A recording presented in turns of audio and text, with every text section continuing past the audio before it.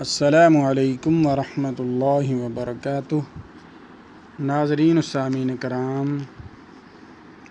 آج ہم آپ کے ساتھ شیئر کریں گے بہت ہی خوبصورت آواز میں خوبصورت کلام، 5واں پارہ سورۃ نساء النصف سے لے کر آگے ثلاثہ تک ہم آج قرآن مجید فرقان حمید کی تلاوت کریں گے۔ تو انشاءاللہ تعالی میں امید کرتا ہوں کہ آج کی ہماری ویڈیو آپ کو بہت ہی پسند آئے گی۔ اگر آپ کو ہماری ویڈیو پسند آتی ہے تو برائے مہربانی کر کے ہمارے چینل کو لازمی سبسکرائب کر دیں، ویڈیو کو لائک کر دیں اور دوستوں کے ساتھ شیئر کر دیں تاکہ پوری انسانیت اس خوبصورت کلام سے مستفید ہو سکے۔ تو سماعت فرمائیں، بہت ہی خوبصورت انداز میں خوبصورت کلام 5واں پارہ النصف سے لے کر ثلاثہ تک۔ اعوذ باللہ من الشیطان الرجیم۔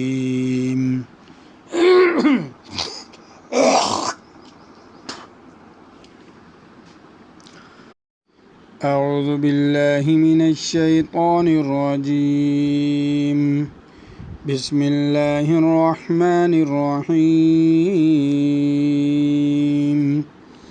فما لكم في المنافقين فئتين والله أركسهم بما كسبوا أتريدون أن تهدوا من أضل الله ومن يضلل الله فلن تجد له سبيلا ودوا لو تكفرون كما كفروا فتكونون سواء فلا تتخذوا منهم أولياء حتى يهاجروا في سبيل الله فإن تولوا فخذوهم واقتلوهم حيث وجدتموهم ولا تتخذوا منهم وليا ولا نصيرا إلا الذين يصلون إلى قوم بينكم وبينهم ميثاق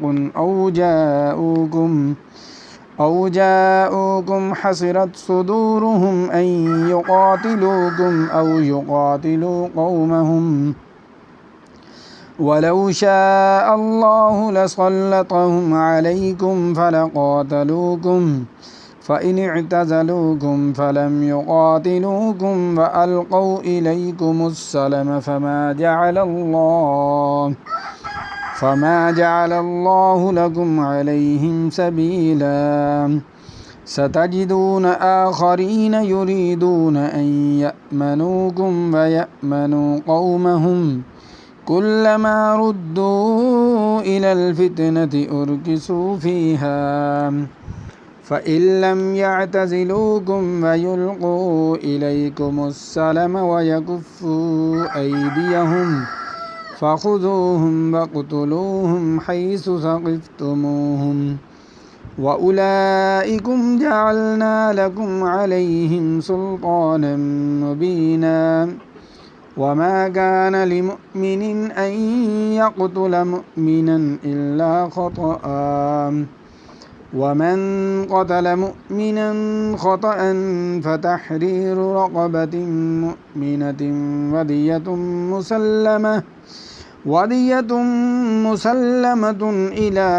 أهله إلا أن يصدقوا فإن كان من قوم عدو لكم وهو مؤمن فتحرير رقبة مؤمنة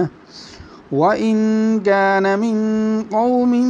بينكم وبينهم ميثاق فدية مسلمة إلى أهله وتحرير رقبة مؤمنة فمن لم يجد فصيام شهرين متتابعين توبة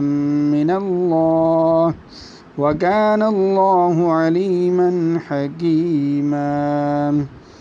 ومن يقتل مؤمنا متعمدا فجزاؤه جهنم خالدا فيها وغضب الله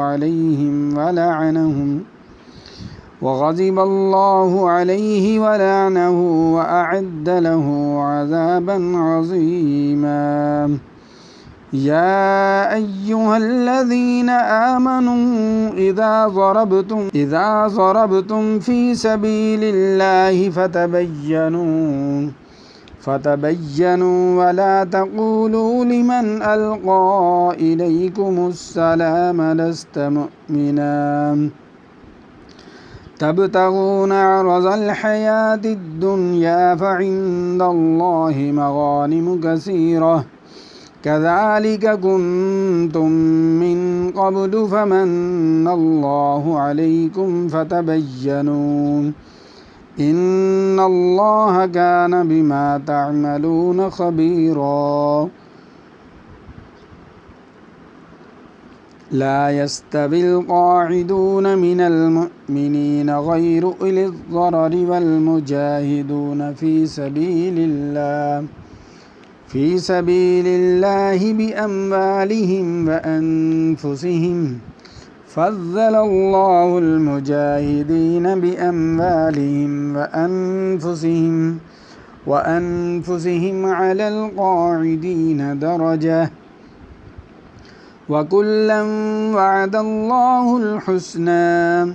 وفضل الله المجاهدين على القاعدين أجرا عظيما درجات منه ومغفرة ورحمة وكان الله غفورا رحيما.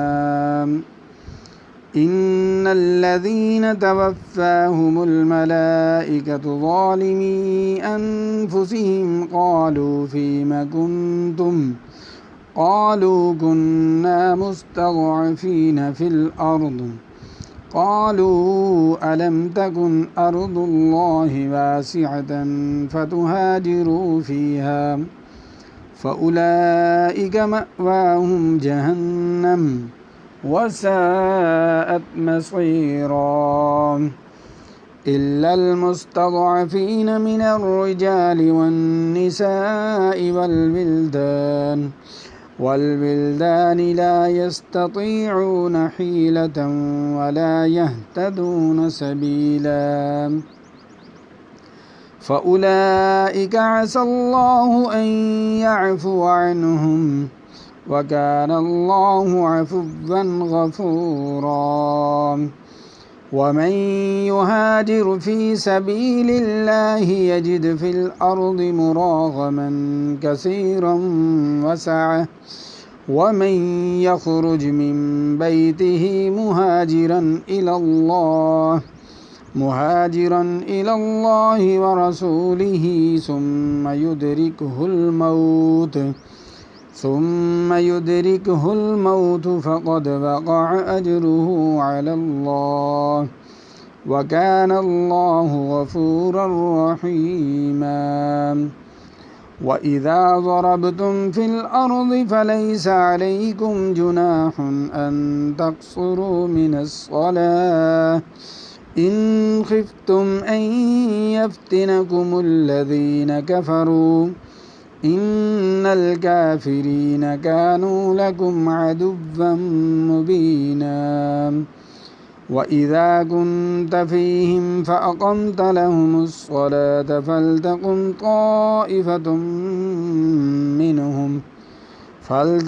طائفة منهم معك وليأخذوا أسلحتهم فإذا سجدوا فليكونوا من ورائكم ولتأت طائفة أخرى لم يصلوا فليصلوا معك وليأخذوا حذرهم وأسلحتهم ود الذين كفروا لو تغفلون عن أسلحتكم وأمتعتكم فيميلون عليكم ميلة واحدة ولا جناح عليكم إن كان بكم أذى من مطر أو كنتم مرضى أن تضعوا أسلحتكم وخذوا حذركم إن الله أعد للكافرين عذابا مهينا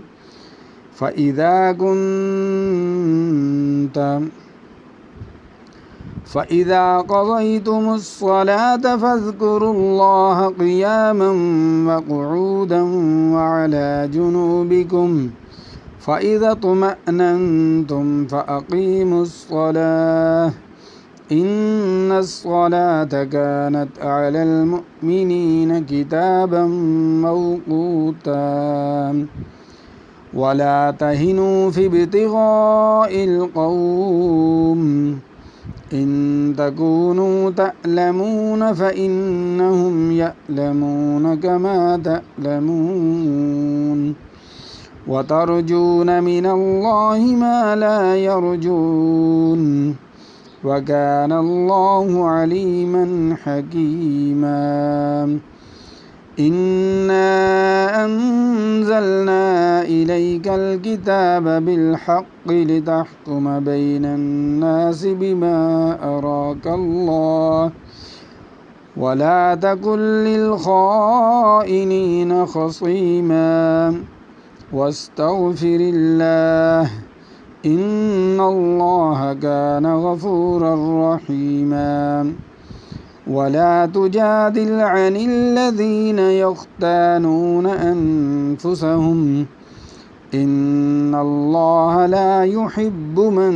كان خوانا أثيما يستخفون من الناس ولا يستخفون من الله وهو معهم إذ يبيتون ما لا يرضى من القول وكان الله بما يعملون محيطا ها أنتم هؤلاء جادلتم عنهم في الحياة الدنيا فمن يجادل الله عنهم يوم القيامة أم من يكون عليهم وكيلا ومن يعمل سوءا أو يظلم نفسه ثم يستغفر الله يجد الله غفورا رحيما ومن يكسب إثما فإنما يكسبه على نفسه وكان الله عليما حكيما ومن يكسب خطيئة أو إثما ثم يرم به بريئا فقد احتمل بهتانا وإثما مبينا ولولا فضل الله عليك ورحمته لهمت طائفة منهم أن يضلوك وما يضلون إلا أنفسهم وما يضرونك من شيء وأنزل الله عليك الكتاب والحكمة وعلمك ما لم تكن تعلم وكان فضل الله عليك عظيما لا خير في كثير من نجواهم إلا من أمر بصدقة أو معروف أو إصلاح بين الناس ومن يفعل ذلك ابتغاء مرضات الله فسوف نؤتيه أجرا عظيما ومن يشاقق الرسول من بعد ما تبين له الهدى ويتبع غير سبيل المؤمنين نوله ما تولى ونصله جهنم وساءت مصيرا آمنت بالله صدق اللہ العظیم۔ ناظرین و سامعین کرام، انشاءاللہ تعالی میں امید کرتا ہوں کہ آج کی ہماری یہ ویڈیو آپ کو بہت پسند آئے گی۔ اگر آپ کو ہماری ویڈیو پسند آتی ہے تو برائے مہربانی کر کے ہمارے چینل کو لازمی سبسکرائب کر دیں، ویڈیو کو لائک کر دیں اور دوستوں کے ساتھ شیئر کر دیں۔ ملتے ہیں نئی ویڈیو کے ساتھ۔ اللہ حافظ۔